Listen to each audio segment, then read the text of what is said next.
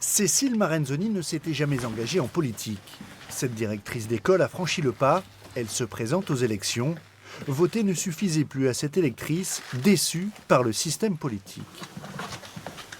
J'aime depuis toujours le fait politique et je vote régulièrement depuis que j'ai 18 ans. Et je me suis aperçue que j'étais à la limite du point de basculement pour passer dans le camp des abstentionnistes. Et que depuis quelques années, j'étais capable de voter contre et plus pour.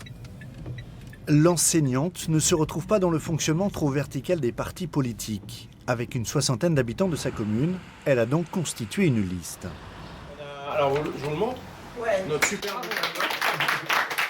Après 2 ans de travail, un projet municipal a vu le jour. Toutes nos décisions, elles ont été prises au consentement, c'est-à-dire qu'on a à chaque fois trouvé les moyens de lever les objections et réussi à arriver au moment où plus personne ne dit non. C'est-à-dire qu'il n'y a plus des gens qui disent « Ok, c'était pas mon idée de départ, mais en fait ça me va maintenant qu'on a enrichi la proposition. » Autre décor, le quartier populaire de la Benauge à Bordeaux.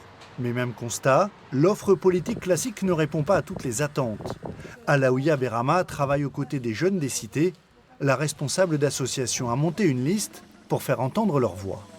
À la suite de mon engagement associatif, j'ai senti un cri de colère, un cri d'investissement aussi auprès des personnes qui voulaient se faire entendre. Aujourd'hui, dans les quartiers, il y a un taux d'absentéisme aux urnes qui est énorme parce que les gens n'ont plus confiance, parce que les gens ils se sentent pas écoutés, ils se sentent pas entendus.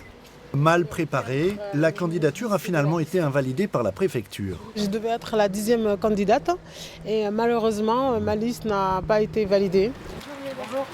La politique ne s'improvise donc pas, à défaut d'être un métier. Cécile Marenzoni, désignée tête de liste par ses colistiers, est prête à relever le défi. Une appréhension peut-être, parce que évidemment je ne l'ai jamais fait, mais le collectif m'a désignée et donc je fais confiance au collectif sur ce qu'ils ont trouvé en compétences et en qualité chez moi pour réaliser et être à la hauteur de l'enjeu. Ce besoin de démocratie directe s'est exprimé partout en France, mais au final, peu de listes citoyennes ont abouti à une véritable candidature. On est plutôt dans la reconstitution, en tous les cas, d'un autre modèle démocratique, et ça y participe incontestablement.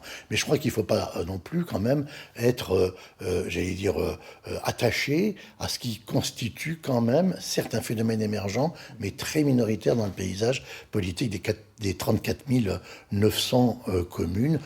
À l'image de leurs affiches, les listes citoyennes mettent en avant l'intelligence collective.